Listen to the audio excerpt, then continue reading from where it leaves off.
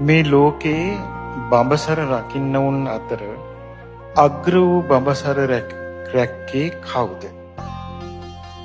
ඒ භාග්‍යවත් අරහත් සම්මා සම්බුදුරජාණන් වහන්සේ. ඊළඟට අග්‍ර වූ බඹසරෙහි මනාකොට පිහිටි පුරුෂයෝ කවරහුද?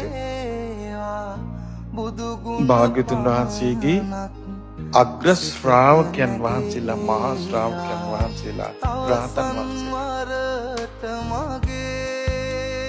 ඊළඟට බඹසර පිහිටි ශ්‍රාවකයෝ කවුද?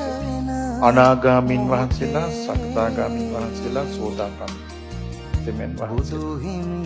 ඊළඟට මනාකොට බඹසර රැකී පිහිටියෝ කවරහුද?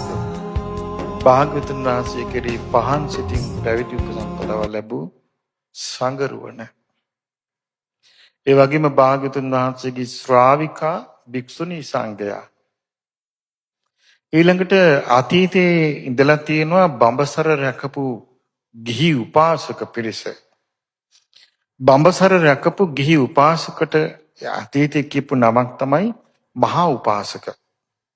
මහා කියලා කැලක් දානවා. බඹසර රැකපු මහා උපාසක වරුන්ට කියන තව නමක් තමයි ගෝමි. දැන් ඔය පොළොන්නරු යුගයේ අමාවතුර ග්‍රන්ථය රචනා කරපු, ධර්මප්‍රදීපිකා ග්‍රන්ථය රචනා කරපු මේ ගුරුළු ගෝමි, ගුරුළු මහා උපාසක. ඒකයි ගුරුළු ගෝමි කියන්නේ. එතකොට බඹසර රකින්න ගියවල ඉඳලා තියෙනවා. දැන් අපි ගමු මේ බඹසර රැක්ක උපාසකෙක් ගුරුළු ගෝමි. ගුරුළු ගෝමි පඬිතුමාගේ ඒ උපාසක රුවන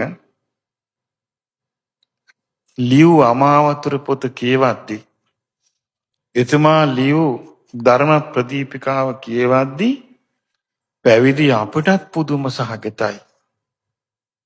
මෙතරම් ශ්‍රද්ධාවක්, මෙතරම් දහම් දැනුමක්, මෙතරම් කරුණු කාරණා වැටහීමක්. බඹසරට ප්‍රධානම උපකාරී තමයි ත්‍රිවිධ රත්නයේ ගුණ සීකිරීම. ත්‍රිවිධ රත්නයේ ගුණ සිහි නොකොට ස්ථිර සාර විදියට බඹසර රකින්න බෑ.